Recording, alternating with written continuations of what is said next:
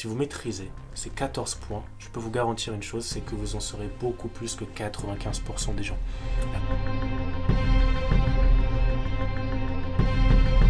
Salut la résistance, j'espère que vous allez bien. Dans cette vidéo, on va voir 10 points clés lors d'un camouflage, que ce soit en évacuation, que ce soit en préparation, peu importe, c'est extrêmement important à maîtriser. Donc vous allez voir, pour certains ça va vous parler, ce que je vais vous dire, pour d'autres ça va être la découverte, d'accord? Mais c'est primordial de maîtriser le camouflage et de le faire correctement. Dans la description de la vidéo, vous avez un e-book qui est offert. On vous parle des 5 fondamentaux du survivaliste. Je vous invite à aller y jeter un coup d'œil et vous me direz vos retours là-dessus. C'est offert, faites-vous plaisir, on reprend. Donc dans cette vidéo, on va parler du faux mec blot. Le faux mec blot, c'est ce qu'on nous a appris à l'armée pour se camoufler, ok? C'est un acronyme, d'accord? On va lister chaque lettre et je vais vous expliquer à quoi elles correspondent. Premièrement, le F pour faux mec blot, il va y avoir deux significations. En gros, il va y avoir deux F. Il y a le fond et il y a la forme. On va commencer par le fond. Le fond, ça veut dire quoi typiquement? Vous êtes dans un environnement type neige, banquise, montagne assez blanc, d'accord? Et que vous êtes habillé en couleur verte. Mais ça, pour le coup, c'est pas bon, d'accord? Vous n'êtes pas dans le fond de votre environnement. Pareil, si vous êtes dans le désert et que vous êtes habillé avec des treillis verts, noir, marron, ça va être compliqué de se fondre dans l'environnement. Pareil, quand on est en ville, quand on est en situation urbaine, et ben pour le coup, on va avoir beaucoup plus de manœuvres dans notre camouflage. Parce qu'en ville, situation urbaine, on aura bien plus de couleurs qui seront pour la plupart vives. Ça peut être rouge, ça peut être vert, voilà. Donc vous voyez qu'il faut se fondre dans son environnement. Maintenant, le deuxième F, qu'est-ce qu'il veut dire? Il veut dire forme. La forme, qu'est-ce que ça veut dire concrètement? Quand on est en forêt, vous pouvez voir qu'il n'y a rien qui est symétrique, il n'y a rien qui est tout droit ou qui est tout net, etc. Les arbres poussent un peu dans tous les sens, la végétation aussi également. Donc si vous avez, je ne sais pas, par exemple, un château d'eau dans la forêt, eh ben, les formes seront beaucoup plus simples à discerner.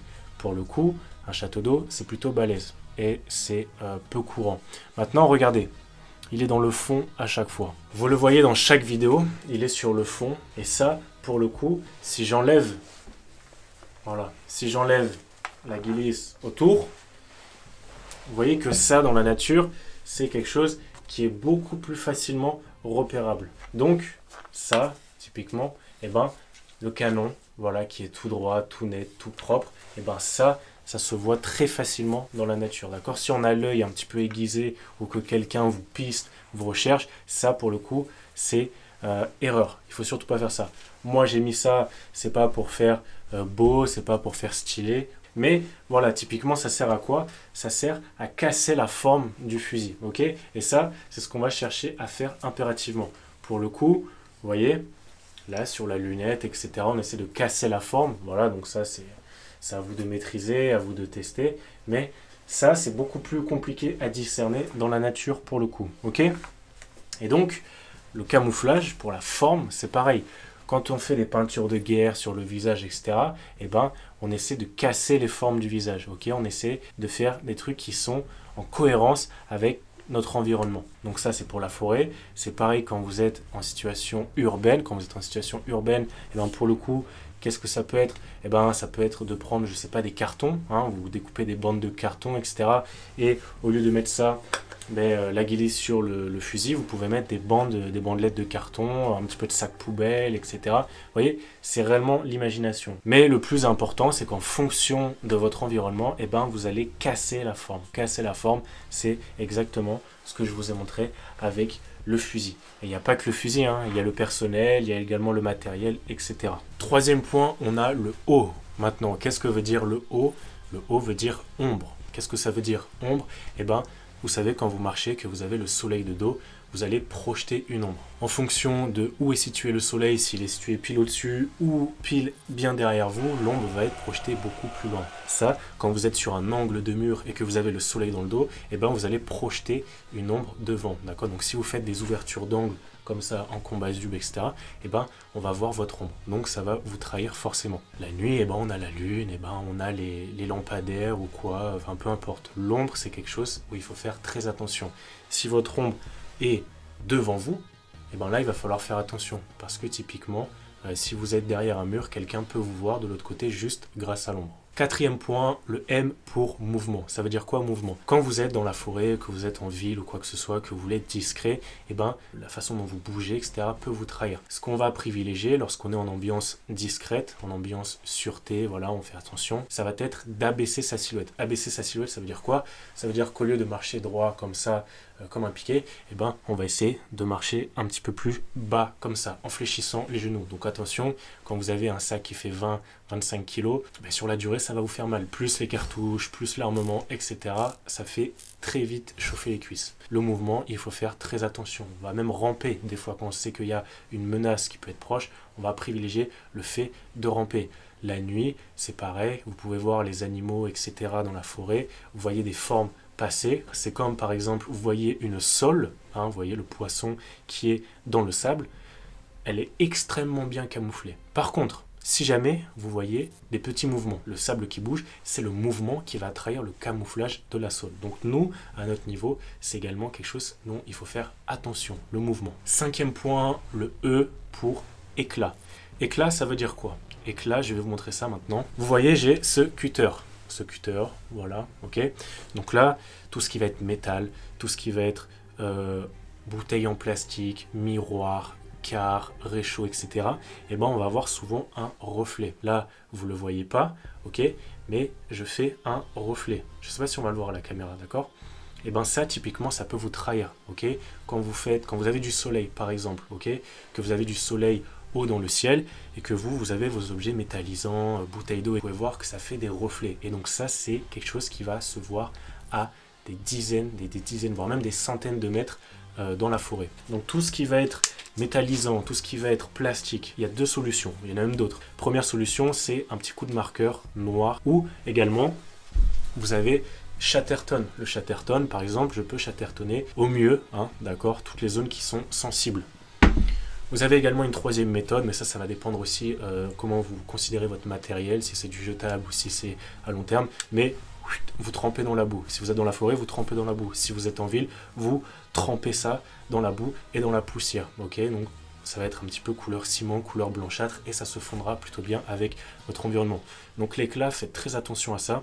C'est quelque chose qui peut vous trahir. Et pour ceux qui sont un peu adeptes des jeux vidéo, je ne sais pas si vous vous rappelez du Call of Duty Modern Warfare 2, on voit les snipers qui sont au sol, ok, et qui font un mouvement. Et la lunette, vous voyez par exemple là la lunette de mon fusil, si jamais j'avais pas mis la ghillie devant, et ben si j'ai le soleil de face, ça peut faire un reflet. Et ça me trahit à une très grande distance. Donc c'est ça l'intérêt aussi, c'est de mettre un petit peu la ghillie devant la lunette. Ne vous en faites pas, vous verrez tout de même très bien. Sixième point, la couleur. Alors là, la couleur, je pense qu'on va... Je n'ai pas besoin de trop vous rentrer dans les détails, mais typiquement, c'est quoi? Eh ben, voilà, c'est ça la couleur. La couleur, ça peut être quoi également? Eh ben, ça peut être tout ce qui est orange, ok? Donc si vous avez des couleurs vives, on va appeler ça des couleurs vives, dans un environnement, par exemple, forêt, ou si vous êtes dans un environnement qui va être urbain, tout ce qui va être couleur vive, faites attention que ça se camoufle dans votre environnement. En ville, on va avoir plein de bâtiments de couleurs vives ou d'objets, par exemple les poubelles jaunes, etc. Donc votre camouflage doit être adapté. Si vous êtes en mode treillis type européen, et ben là ça va être compliqué d'être discret dans un environnement urbain. Donc pour le coup, c'est pareil, comment est-ce qu'on fait? Et ben là, on met Chatterton ou on met un petit coup de marqueur. Si jamais vous n'avez pas de camouflage pour le visage, pour les mains, d'accord, pour les couleurs, il y a deux solutions. Il y en a plein d'autres encore. Vous avez les gants, ok, vous avez les gants, vous avez les chèches, les cagoules, etc. Ou sinon, si vous êtes à la dure, comme on nous faisait faire à l'armée, la tête dans la boue, ok, tête dans la boue, les mains dans la boue, ça sèche, ça abîme un peu la peau, mais bon, on n'est pas à ça près. Vous avez également la possibilité de mettre, vous savez, les petits bouchons liège des bouteilles de vin, etc. Un petit coup de briquet, ça va faire une sorte de cendre, de charbon, et là, vous pouvez vous camoufler avec ça. Ça abîme la peau, mais voilà, c'est quelque chose à prendre en compte qui peut vous servir. Septième point, le B pour le bruit. Ah bah oui, le bruit, ok. Quand on est en situation d'évacuation, de camouflage, qu'on veut être discret, le bruit, c'est pas possible.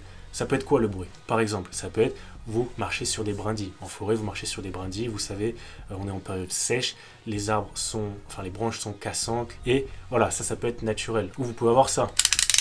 Ça, la nuit, je sais pas, vous voulez couper ou quoi que ce soit, ça, c'est pas bon. Également, vous allez avoir ce genre d'objet. Voilà. La lampe, ah bah oui, c'est sûr, c'est pratique. Elle ne fonctionne pas avec des piles, elle fonctionne à la dynamo.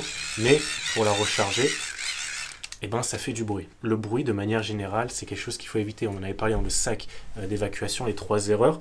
Les gens qui ont des objets qui font gling-gling entre eux. Ok, ça, c'est pas bon. C'est à éviter. Parce que le bruit, quand on est de jour, ça peut aller. Mais quand on est de nuit, je vous invite ce soir à juste aller dehors. Vous allez voir, vous êtes beaucoup plus sensible au bruit. On entend beaucoup plus le moindre petit bruit. Ok, donc ça, il faut faire très attention au bruit. C'est également une composante du camouflage. 8e point, ça va être la lumière. Ok, donc la lumière, ça peut être ça. Hein. Voilà, pour l'exemple, j'ai cette lumière. Donc la nuit, forcément, c'est pratique quand on voit rien, mais il faut prendre en compte que une lumière qui sera vive, telle que du bleu, du blanc, se verra beaucoup plus loin. Donc là, vous avez plusieurs solutions. Vous pouvez soit, pareil, petit coup de marqueur, voilà, ici, et ça vous fait du rouge. Sinon, vous avez cette méthode-là. Vous n'allez peut-être pas bien voir la caméra, mais vous avez, imaginons, un KW ou quoi que ce soit, un petit peu moins épais. Et pour le coup, voilà. Bon, là, on est de jour, il y a la lumière, donc vous n'allez pas voir. Mais ça, la nuit, ok, vous pouvez voir que eh ben, c'est beaucoup moins brut, c'est beaucoup moins vif. Et donc, la nuit, eh ben, on voit beaucoup moins le rouge, le vert, etc. que les lumières vives comme le blanc. Surtout si vous commencez à mettre des coups de lampe en l'air comme ça, bah là, autant vous dire que vous allez être repéré à des fois même 1 km en fonction de l'environnement dans lequel vous êtes. La lumière, ça peut être aussi la cigarette. La cigarette de nuit, ça se voit bien, surtout si vous avez, alors bon, pas tout le monde ne sera équipé de ça, mais si vous avez des OB, alors des JVN, jumelles à vision nocturne, vous voyez en vert, qui intensifie la lumière. Il y a une vidéo qui va arriver d'ailleurs sur la chaîne par rapport à ça, ou sinon vous l'avez déjà vu. La lumière, ça peut réellement vous trahir. 9e point, ça va être le O pour odeur. L'odeur, ça peut réellement vous cramer à des milliers de kilomètres. Ah, peut-être pas des milliers de kilomètres, mais à quelques dizaines de mètres, quelques centaines de mètres. Ok, la cigarette, le parfum, le déodorant, ça, c'est mort. Oubliez ça, parce que ça se sent. D'accord, quand vous êtes dans la forêt, moi, je vous invite à faire quelque chose.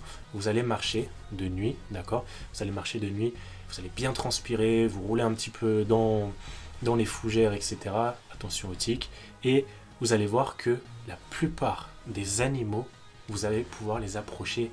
Moi, ça m'est arrivé à 15 mètres.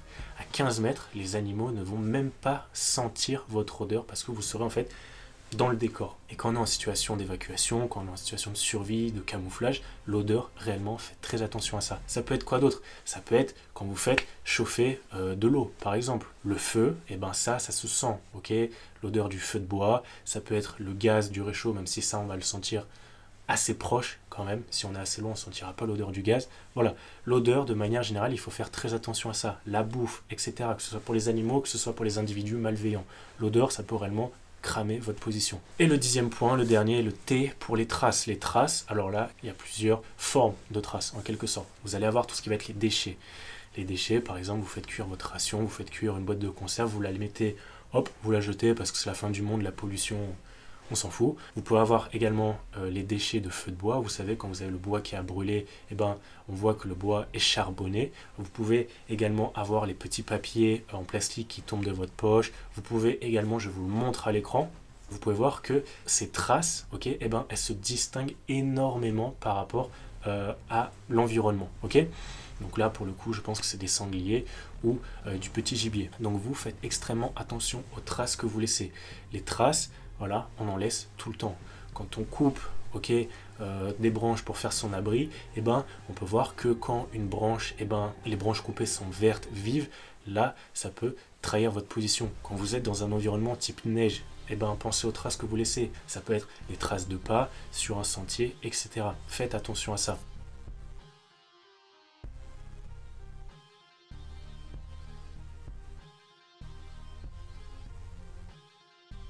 Là, je vous montre également cette vidéo. Vous pouvez voir que là, on voit des traces, okay, des traces de pas.